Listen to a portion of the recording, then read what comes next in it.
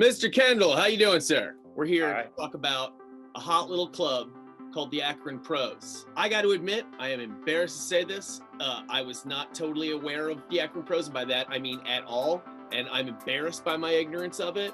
That's the reason that I would have made a bigger deal out of this last year, because that would have been the centennial, but I missed it. Sorry, Akron Pros, but I thought better late than never, so I want to learn everything about the Akron Pros, and I'm told you're the guy to come to. Well, I appreciate that.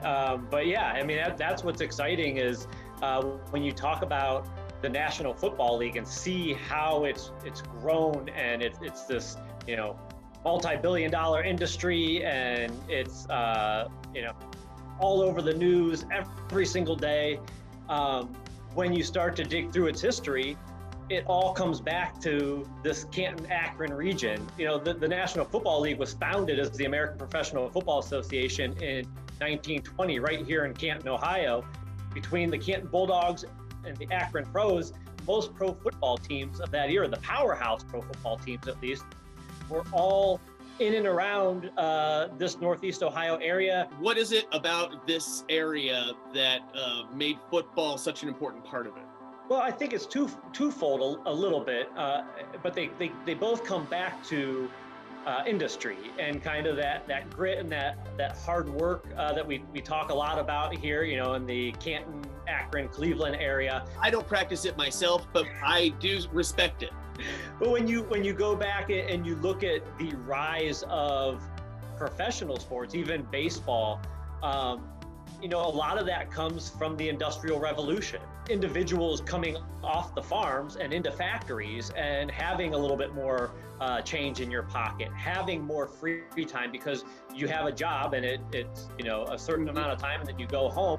You don't have to get up early, milk the cows, and plow the fields and all those things. So now you have a little bit of extra time, and you also need to get some exercise. So athletic clubs really started to become popular in the northern regions because of the Industrial Revolution being so prominent, and especially in this area here in Ohio, the factories were a main part of our everyday life, and so you started to see the athletic clubs having football teams and baseball teams and boxing and all those different sports, but you started to see them evolve into fully professional teams playing one another. If it weren't for these smaller towns and the way that the communities rallied around these professional football teams, who knows what would have happened in the future. Maybe there wasn't. So this team that I want to celebrate in particular, though, is they're officially the first champions of the NFL, right? Right. Back then, it was known as the American Professional Football Association. 2 years later, they would change their name to the National Football League. That Akron Pros team, they were the first NFL champions. We have what we consider the first championship ring. It really wasn't a ring. It's a small golden football. It's called a fob, and it went on, pocket watches. That's what the players got when they won the championship? Yeah, the team bought these watch fobs. It's a little golden football with an A on it for Akron, and that was given out to the players. But we do have in the actual meeting minutes of the National Football League after the 20 season stating that the Akron Pros were awarded the NFL championship after the 1920 season. I don't understand how this isn't a bigger deal. Especially for Akron, I would be screaming this from the mountaintops of Akron.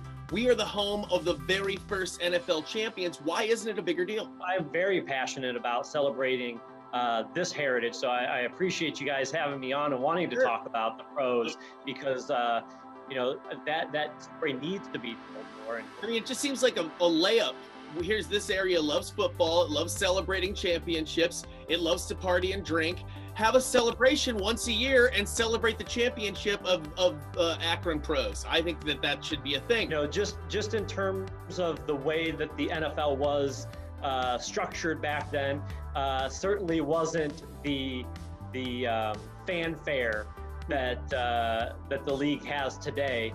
Back then, I think when the league was founded, it was actually relegated. The news of the league being founded was relegated to like page 3 or 4 of the Canton Evening News, the bigger news in pro football world was that the Canton Bulldogs had signed Wilbur Pete Henry, who's a Hall of Famer. But that was the big news of the day. The fact that the league was formed was kind of secondhand news a little bit. Well, we got to put one on for them. I think we need to put on a parade through Akron for them. You know, community parade for the Akron Pros. I'm behind it. I'll make a few phone calls. All right. What else can you tell me about the team, the actual 1920 team that won? Well, they were undefeated. However, they did tie 3 games. So they were 8-0-3. But back in those eras, ties didn't count as half a win and half a loss as they do today. They counted as a non-game. At the end of the day, they had 1,000 winning percentage. They also had a Hall of Fame he was a quarterback, but really the quarterback back then ran the football. And that was Fritz Pollard. And Fritz Pollard was one of the first African Americans to play in the league. He was one of 13 African Americans from 1920 to 1933 to play in the National Football League. And then from 1934 until 1946, there was a lockout which barred African Americans from playing professional sports. And he also coached the team. He was co-coach in 1921 for the Akron Pros. So in 1921? Yeah. Come on, the story keeps getting more amazing. Now you've got this angle? Come on. We've got to let people know about this, about the Akron Pros, man. So, wow. So they were also they were trailblazers in that regard. I would say yes. They're very much the trailblazer. Fritz Pollard was a trailblazer in everything that he did. Played professional football for multiple teams, won the championship with the Akron Pros in 1920, but then went on to great business career, post playing days. So he did a lot of great things and really helped trailblaze during his life. Thank you for your time. Thanks for all the information. Good luck with everything this week. And hey, go Pros.